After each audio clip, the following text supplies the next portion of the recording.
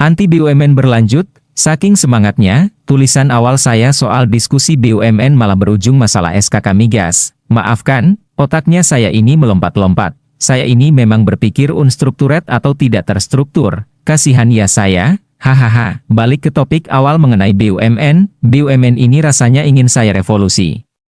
Saya ingin BUMN bukan seperti ini, saya tidak mau membicarakan rinciannya, pokoknya duit berputar di situ saja. Ada BPK atau KPK ia tidak takut, menilap uang ada saja. Caranya, sudah begitu, ia minta anggaran APBN, hebat benar. Pesta terus itu legislatif dan eksekutif, dia pikir rakyat tidak mengerti hal ini, oke, anggaplah kami semua bodoh, tetapi, minta duit anggaran negara buat modal bisnis BUMN? Apakah ini tidak salah? Memangnya bank tidak bisa meminjamkan? Kenapa tidak B2B? Business to business?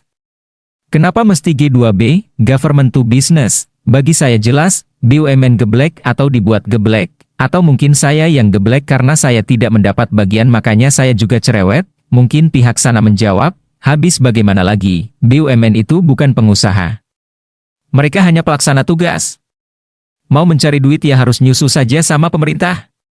Begitukah, makanya, kenapa dipaksakan? Sudahlah. Birokrat tidak usah berbisnis, teknokrat juga tidak usah berbisnis. Kalau BUMN berbisnis ya semua kayak sekarang ini politik campur aduk dengan birokrat, biarkan pebisnis yang berbisnis, entrepreneur, kurangi BUMN hingga tinggal 10 perusahaan saja. Apa BUMN kita mau dibandingkan dengan multi company group? Oke. Bagaimana kalau kita bandingkan BUMN dengan Unilever yang punya 125 produk? Atau, mau dibandingkan dengan Citibank yang turnover revenue-nya 4 kali revenue BUMN Indonesia dijumlahkan? Atau, sudikah BUMN Indonesia dibandingkan dengan Apple Inc., yang revenue serta market kapitalisasinya 100 kali BUMN Indonesia dijumlahkan? Atau, mau dibandingkan dengan G yang besarnya 2 kali Citibank? Mau dibandingkan dengan Samsung yang 40 kali lebih besar dari BUMN Indonesia? Mau dibandingkan dengan perusahaan apa lagi?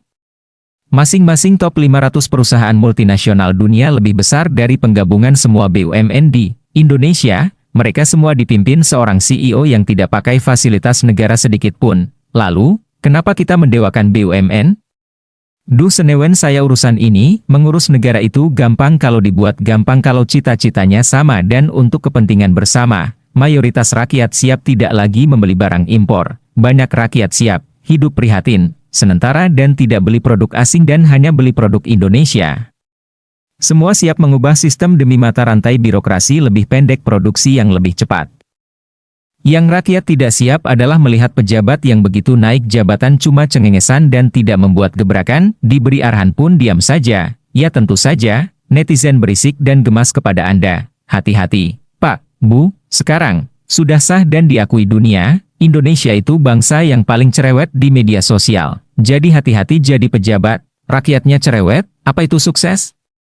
Sukses adalah kegagalan demi kegagalan tetapi Anda tidak kehilangan semangat.